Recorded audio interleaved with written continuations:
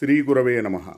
భగవదనుగ్రహాన్ని పొందటానికి, అన్ని భయాలను దూరం చేసుకోవడానికి ఈ శ్లోకాన్ని నిత్యం స్మరించండి. ఇందులో ఉన్నటువంటి భావాన్ని మనం భావన చేయటం వలన మన హృదయంలో ధైర్యం కలుగుతుంది. భగవదనుగ్రహాన్ని పొందడమే దానికి కారణం. భగవంతుణ్ణి ఎంత స్మరిస్తే అంత మనకు శ్రేయస్సు కలుగుతుంది, అంత ఆనందానుభవాన్ని మన హృదయం పొందగలుగుతుంది. కృష్ణాయ వాసుదేవాయ హరయే పరమాత్మనే ప్రణత క్లేశనాశాయ గోవిందాయ నమో నమః.